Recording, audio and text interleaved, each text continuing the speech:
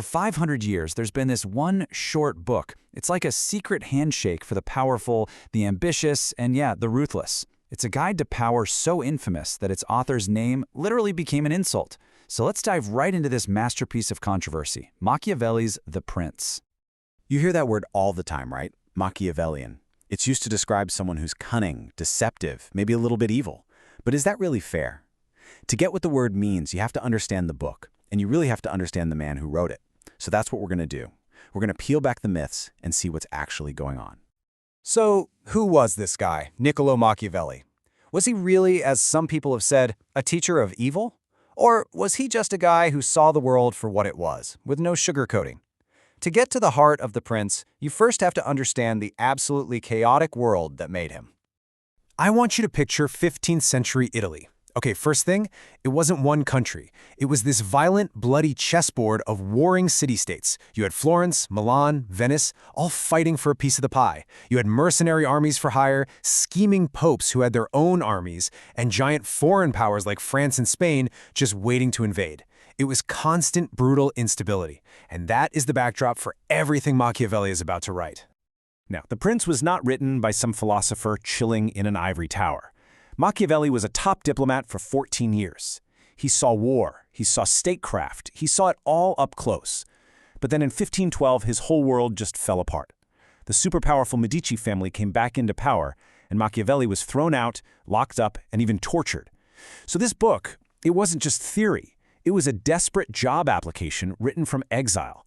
It was him pouring all his real-world, hard-won experience onto the page to prove his worth to the same people who had just ruined his life. And this quote right here, it just perfectly captures his mindset. In a letter he wrote from his farm, he described his nights. He said he'd take off his muddy, everyday clothes, put on his old court robes, and then go into his study to have conversations with the great minds of history. He poured every ounce of his experience, everything he'd studied, into this small work, just hoping it would get him back in the game. Okay, so let's get into the guts of the book itself. The first huge problem Machiavelli tackles is for a brand new ruler. How do you take power, especially when you're starting with nothing? And for this, he gives us one main, an incredibly brutal case study. So meet Cesare Borgia, the ambitious, totally ruthless son of Pope Alexander VI. Now, Machiavelli was actually sent as a diplomat to observe Borgia in person, and he was completely mesmerized. He saw Borgia as a walking, talking masterclass in how to build a state using somebody else's money and power, in this case his dad's, and combining it with his own terrifying skill. Machiavelli lays out Borgia's strategy like a blueprint. First, he used his father's army to get his foot in the door. Then, he started to dismantle the local power players. But the absolute masterstroke was at a place called Sinigalia. He invited all of his main rivals to what he called a friendly dinner to sort things out, and then he had every single one of them strangled. It was cold, it was brutal, and to Machiavelli, it was genius. A perfect example of wiping out your threats decisively to build a solid foundation for your power. So, getting power is one thing. But Machiavelli knew that keeping it, well, that's the real challenge. And this is where he serves up his most infamous and probably most misunderstood piece of advice. And there it is, the line that has defined and haunted Machiavelli for centuries. If you're a ruler and you have to choose, is it better to be loved by your people or feared by them? For Machiavelli, the answer isn't even a question, and his logic is pure, cold-blooded pragmatism. If you can't be both, you must choose fear. And here's why. He says love is held together by a bond of obligation, gratitude. But people, he argues, are fundamentally self-interested, and they will break that bond of love the second it's not convenient for them anymore. Fear, on the other hand, fear is maintained by a dread of punishment, and that is something a ruler can always control. It is a constant, reliable force in a world of betrayal and chaos. This thinking extends to how he thinks about cruelty. He says a ruler has to be strategic. If you have to do bad things, do them all at once, quick and decisive, like ripping off a Band-Aid, so people can get over it. But rewards? You give those out slowly, little by little, so they're always savoring them. The ultimate example of this?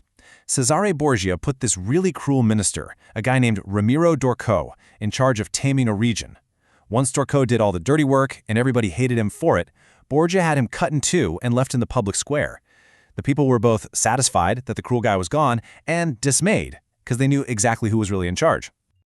But all the fear and favor in the world only gets you so far. For Machiavelli, all this political maneuvering is totally useless without the ultimate tool of power, military force. He believed a prince's main job, his only real study, must be the art of war. And he could not be more clear about this. Thinking about anything else, luxury, parties, you name it, anything besides military readiness is, in his words, the first cause of losing your state. Power grows from the barrel of a gun, so to speak, and a prince who forgets that is absolutely doomed. So, what kind of army should you have? Well, Machiavelli had seen firsthand the mess that mercenaries cause. They're just hired guns with zero loyalty. They'll either run from a tough fight or turn on you if someone offers them more money. Then you've got auxiliaries. Those are troops you borrow from an ally. He says they're even worse. Why? Because if they win for you, they then own you.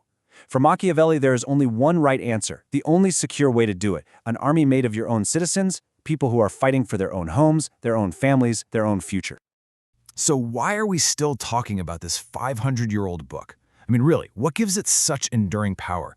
And why is it still so controversial? What made The Prince so revolutionary, and frankly so dangerous to some, is that it completely separated politics from traditional morality. Machiavelli wasn't asking what was good or evil, he was asking one simple question: what works? He wasn't interested in how leaders should act in a perfect world. He was describing what a leader must do to survive in the real one. And that brutal, unflinching realism is why his ideas are still echoing today. In boardrooms, in political campaigns, everywhere power is up for grabs. And that brings us to the final, essential question. Seriously, scholars have been fighting over this for centuries. Was Machiavelli writing a genuine how-to guide for dictators? Or, by laying out the ruthless tactics of rulers so clearly, was he secretly trying to warn the rest of us, to show us exactly how the ugly sausage of power gets made so we could protect ourselves from it? What do you think? That, right there, is the enduring puzzle of The Prince.